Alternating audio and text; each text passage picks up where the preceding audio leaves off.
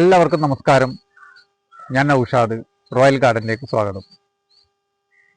ഞാൻ കുറച്ച് ദിവസമായി വീഡിയോ ചെയ്തിട്ട്, അതായത് കുറച്ച് തിരക്കായത് കൊണ്ടാണ്. അപ്പം നമ്മുടെ മുറ്റത്തുള്ള കുറച്ചു ഫ്രൂട്ട്സുകൾ ആയിട്ടുണ്ട്, പഴച്ചെടികളിൽ പഴങ്ങൾ ആയിട്ടുണ്ട്. അത് നിങ്ങളെ ഒന്ന് പരിചയപ്പെടുത്താൻ വേണ്ടിയിട്ടാണ് ഞാൻ ഇന്ന് വന്നിരിക്കുന്നത്. നമുക്ക് പല ആളുടെയും സംശയമാണ്, നമ്മുടെ ഈ അബിയു പോലുള്ള പഴങ്ങൾ എത്ര ശ്രമിച്ചിട്ടും എന്ത് വളപ്രയോഗവും ചെയ്തിട്ടും ആവുന്നില്ല എന്നുള്ളത്.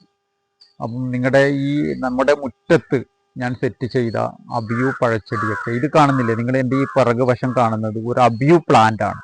ഇത് കണ്ടോ നിങ്ങൾ? അതായത് വെയിറ്റ് താങ്ങാൻ പറ്റാതെ പൊട്ടിയിട്ടാവുള്ളൂ. ഇതാ ഇന്നലെ രാത്രി ഒടിഞ്ഞു വീണിട്ടുള്ള ഈ ഒരു കമ്പിൽ ഒരുപാട് പഴങ്ങൾ, അതായത് ആ കമ്പിന് താങ്ങാൻ പറ്റാവുന്നതിലും കൂടുതൽ പഴങ്ങളായത് കൊണ്ടാണ് ഈ കമ്പൊടിഞ്ഞു പോയിരിക്കുന്നത്. ഇതൊരു കാണുമ്പോൾ തന്നെ ഒരു വലിയൊരു സങ്കടമാണ്. കാരണം ഞാൻ മറ്റുള്ള മേഖലയും കൂടെ ഒരു ബിസിനസ് ചെയ്യുന്ന ഒരാളാണ്. അതായത് ലൈറ്റ് ആൻഡ് സൗണ്ടിന്റെ ഒരു പരിപാടിയും കൂടെ എനിക്ക് ഉണ്ട്. അപ്പോൾ അതിന്റെ ഭാഗമായിട്ട് എനിക്കിത് ശ്രദ്ധിക്കാൻ പറ്റാത്ത ഒരു അവസ്ഥ വന്നു. അപ്പം നമ്മൾ ശരിക്ക് അബിയു പ്ലാന്റിന്റെ കമ്പിന് ഉറപ്പ് കുറവാണ്, ബലം കുറവാണ്. അപ്പോൾ അതിനെന്തേലും ഒരു കുത്ത് വെച്ച് നമ്മൾ കെട്ടിക്കൊടുക്കേണ്ടതായിരുന്നു. ഞാനത് ചെയ്തില്ല. അത് ചെയ്യാത്തത് കൊണ്ട് തന്നെ പഴങ്ങൾ ഇത് കണ്ടോ നിങ്ങൾ? ഭാഗത്തൊക്കെ നിറയെ നമുക്ക് ഇത് കാണുമ്പോൾ തന്നെ മനസ്സിലാവും. കണ്ടോ? ഫുള്ളി കമ്പിൽ മൊത്തം പഴങ്ങളാണ്. ഇതാ അബിയു. ഇതിപ്പോ ഒടിഞ്ഞു തൂങ്ങി ഇങ്ങനെ കിടന്നത് കൊണ്ട് ഞാനിത് തൊടാതെ ഇരിക്കുകയാണ്. കാരണം ഒരു ഭാഗം പകുതി മാത്രമേ ഒടിഞ്ഞിട്ടുള്ളൂ. അപ്പം എന്തായാലും ഇതിലൊരു സപ്പോർട്ടിങ് കിട്ടി. ഇതൊന്നും പഴങ്ങളായിട്ടില്ല. ശരിക്കും ഒരാഴ്ചയും കൂടെ നിന്ന് കഴിഞ്ഞാൽ മാത്രമേ നമുക്കിത് പഴുത്ത് കിട്ടുകയുള്ളൂ.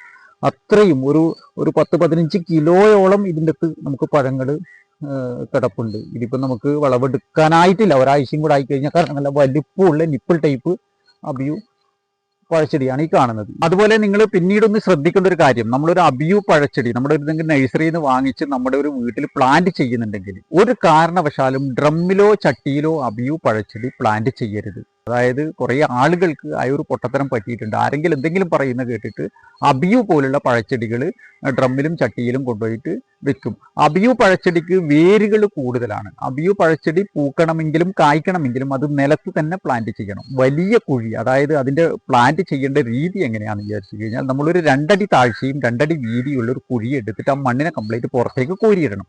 പുറത്തേക്ക് കോരിയിട്ടതിന് ശേഷം നമ്മൾ എന്ത് ചെയ്യണം? കുമ്മായോ അല്ലെങ്കിൽ ഡോളോമേറ്റോ ഒരു 50-100 ഗ്രാം ആ കുഴിയിൽ ഇട്ട് കൊടുത്ത് ഒന്ന് ചെറിയ രീതിയിൽ നനച്ചു കൊടുത്ത് ഒരു 5-10 ദിവസം അവിടെ വെയിറ്റ് ചെയ്യണം. അതിൻ്റെ pH ബാലൻസ് ചെയ്യാൻ വേണ്ടിയിട്ടാണ് നമ്മൾ അങ്ങനെ ചെയ്യുന്നത്. അതിനുശേഷം എന്ത് ചെയ്യണം? ഈ കരക്കെടുത്തിട്ട മണ്ണിലേക്ക് നമ്മളൊരു 10 ദിവസത്തിന് ശേഷം ഒരു കൊട്ട ചാണകപ്പൊടിയും ഒരു കിലോ എല്ലുപൊടിയും ഒരു 250 ഗ്രാം വേപ്പ് പിണ്ണാക്കും കൂടി ആ മൊത്തത്തിൽ മണ്ണിനെ മിക്സ് ചെയ്യുക.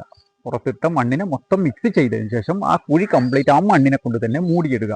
ചിലവർ ചെയ്യുന്നൊരു ഇതാണ്, അടിവളം കൊടുക്കുക എന്നിട്ട് മുകളിലേക്ക് മണ്ണിടുക. അങ്ങനെ ചെയ്യരുത്. ആ മണ്ണിലേക്ക് മിക്സ് ചെയ്ത് മൊത്തം ആ കുഴിയിലേക്ക് മൂടിക്കൊടുക്കണം. മൂടിക്കൊടുത്തതിന് ശേഷം ആ അബിയു പ്ലാന്റ് എത്ര വലുപ്പം ഉണ്ട് ആ ഗ്രോ ബാഗിന്, അതിന് കണക്കായിട്ട് ഒരു പിള്ളക്കുഴി എടുക്കുക. അതിലേക്ക് നമ്മൾ പ്ലാന്റ് സെറ്റ് ചെയ്യുക.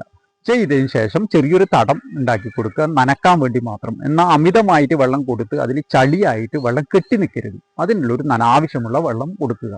പിന്നീട് നിങ്ങൾ ചെയ്യേണ്ടത്, ഒരു വർഷം വരെ നിങ്ങൾ പിന്നീട് ഒരു വളപ്രയോഗം നിങ്ങളായ ഒരു അബിയു പ്ലാന്റിന് നിങ്ങൾ ചെയ്യേണ്ടതില്ല. ഒരു വർഷത്തേക്കുള്ള വളമാണ് നമ്മൾ ഒരു കൊട്ട ചാണകപ്പൊടിയും 1 കിലോ എല്ലുപൊടിയും ഒരു 250 ഗ്രാം വേപ്പും ഉണ്ടാക്കും നമ്മളതിൽ നിലത്ത് സെറ്റ് ചെയ്ത് കൊടുക്കുന്നത്. പിന്നീട് നമ്മൾ ഒരു വർഷത്തിന് ശേഷം അബിയു പ്ലാന്റ് ഏകദേശം ഒരു 2 വർഷം കൊണ്ട് തന്നെ നമുക്ക് പൂവിടാൻ തുടങ്ങും. 2 വർഷം കൊണ്ട് പൂവിട്ടാൽ ചിലപ്പോൾ 1-2 പഴങ്ങളെ നമുക്ക് ലഭിക്കുകയുള്ളൂ. ഏജ് കൂടുന്നതിനനുസരിച്ചിട്ടാണ് നമുക്ക് അബിയു നന്നായിട്ട് പൂക്കുകയും, അതായത് ഏകദേശം നല്ല രീതിയിൽ പൂവുണ്ടാവും. ആ പൂവ് കംപ്ലീറ്റ് കായാകണം എന്നില്ല, കായ് ആവില്ല അത്. കാരണം ആ പൂവ് കംപ്ലീറ്റ് കായായി പോയി കഴിഞ്ഞാൽ ആ അബിയു മരച്ചെടി തന്നെ ഉണ്ടാവില്ല, കംപ്ലീറ്റ് അത് പൊട്ടിക്കളയും. അപ്പം ഒരു ഏകദേശം ഒരു 20-25% പഴങ്ങൾ മാത്രമേ കിട്ടേണ്ടതുള്ളൂ. അബിയു പൂക്കുന്നത് നിങ്ങൾ കണ്ടിട്ടുണ്ടാവും, അത്രയും അടുത്തടുത്തിട്ടാണ് പൂവുണ്ടാക്കുക. അപ്പം ചിലവർക്ക് അത് 1-2 പഴങ്ങൾ മാത്രമേ ലഭിക്കുകയുള്ളൂ. നമുക്കത് ഏജ്, അതായത് വയസ്സാകുന്നത് അനുസരിച്ചിട്ട് നമുക്കതിന് പഴങ്ങൾ കൂടിക്കൊണ്ടേയിരിക്കും. ഒരു 4-5 വർഷങ്ങൾ കഴിയുമ്പോഴത്തേക്ക് കൂടുതലായിട്ട് നമുക്കത് വിളവുകൾ ലഭിക്കുന്നതാണ്. അപ്പം നമ്മൾ ഈ ഒരു വർഷത്തിന് ശേഷം നമ്മൾ ചെയ്യേണ്ട ഒരു വളപ്രയോഗം, നമ്മൾ രാസവളം കൊടുക്കണം. രാസവളം എങ്ങനെ കൊടുക്കണം? നമ്മൾ ആദ്യം പുതുമഴ പെയ്തപാട് നമ്മൾ ആദ്യം ഒന്ന് ചാണകപ്പൊടിയും എല്ലുപൊടിയും വേപ്പുമണ്ണാക്കും കൊടുക്കുക. അതിനുശേഷം നമ്മൾ ഒരു 1-2 മാസത്തിന് ശേഷം നമ്മൾ NPK 18-18 ഇട്ട് കൊടുക്കുക. അതിനുശേഷം നമ്മൾ കുറച്ച് ഒരു 50 ഗ്രാം DAP കൂടെ നമ്മളതിൽ ആഡ് ചെയ്ത് കൊടുക്കുക. അത് കൊടുക്കുന്നത് ഘട്ടം ഘട്ടമായിട്ടാണ് നമ്മൾ കൊടുക്കേണ്ടത്. എല്ലാം കൂടെ ഒന്നിച്ചിട്ട് കൊണ്ടുപോയിട്ട് കൊടുക്കരുത്. അത് ചെടി ഉണങ്ങിപ്പോകാനും സാധ്യത കൂടുതലാണ്. അതുപോലെ നമുക്ക് അബിയു പഴച്ചെടിക്ക് കൂടുതലായിട്ട് കണ്ടുവരുന്ന ഒരു രോഗമാണ് നമ്മുടെ ഈ വെള്ളീച്ച, അതുപോലെ മീലി ബഗ്, മീലി മൂട്ട, ഇങ്ങനെയുള്ള ഒരു ഫംഗൽ രോഗങ്ങളും കൂടി നമ്മുടെ ഈ അബിയു പഴച്ചെടിക്ക് കൂടുതലായിട്ട് കണ്ടുവരുന്നുണ്ട്. അതിന് നമ്മൾ ചെയ്യേണ്ട ഒരു പ്രതിവിധി, ഒരു കാരണവശാലും ഇതുപോലെ ഇലകൾ നമ്മുടെ ഈ അബിയു പഴച്ചെടിയുടെ നിലത്ത് മുട്ടാൻ പാടില്ല. മണ്ണിലേക്ക് മുട്ടി നിൽക്കരുത്. അതിനൊന്ന് പ്രൂൺ ചെയ്ത് ഒന്ന് ഷേപ്പാക്കി നിലനിർത്തി കൊടുക്കണം. രണ്ടാമത് ചെയ്യേണ്ട കാര്യം, നമ്മൾ ഇൻസെക്ടിസൈഡും സാഫ് ഫംഗിസൈഡും കൂടി നമ്മുടെ ഈ മഴക്കാലങ്ങളിൽ 1 or 2 പ്രാവശ്യമേ അത് ചെയ്യാൻ പാടുള്ളൂ. ഇൻസെക്ടിസൈഡ് നമ്മുടെ എക്കാലക്സ് പോലുള്ള എന്തെങ്കിലും ഒരു ഇൻസെക്ടിസൈഡ് 1 ലിറ്റർ വെള്ളത്തിൽ 2 മില്ലി തോതിലും, സാഫ് നമുക്ക് 1 ലിറ്റർ വെള്ളത്തിൽ 3 ഗ്രാം തോതിലും രണ്ടും കൂടി മിക്സ് ചെയ്തിട്ട് ഒന്ന് സ്പ്രേ ചെയ്ത് കൊടുക്കുക. അത് മഴക്കാലങ്ങളിൽ നമ്മുടെ മെയ് മാസങ്ങളിലോ ജൂൺ മാസങ്ങളിലോ കാലാവസ്ഥ തെളിഞ്ഞ സമയങ്ങളിൽ രാവിലെയോ വൈകുന്നേരങ്ങളിലോ ഒന്ന് സ്പ്രേ ചെയ്ത് കൊടുക്കുക. അതിനുശേഷം മഴ അവസാനിക്കുന്ന ആ സമയങ്ങളിലും ഇതേപോലെ ഒന്ന് തുടർന്ന് കൊടുക്കുക.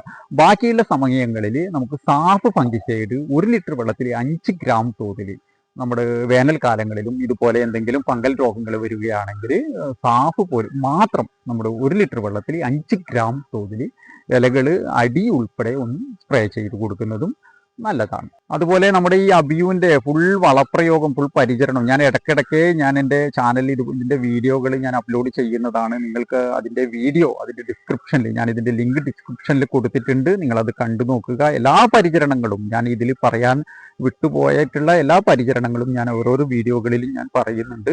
നിങ്ങൾ കണ്ടു നോക്കിക്കഴിഞ്ഞാൽ നിങ്ങൾക്ക് മനസ്സിലാവുന്നതാണ്. അപ്പം ഞാൻ ഇന്നത്തെ വീഡിയോ ഇവിടെ വൈൻഡപ്പ് ചെയ്യുകയാണ്. ഇനിയൊരു വീഡിയോ ആയി വരുന്നത് വരെ എല്ലാവർക്കും നന്ദി, നമസ്കാരം.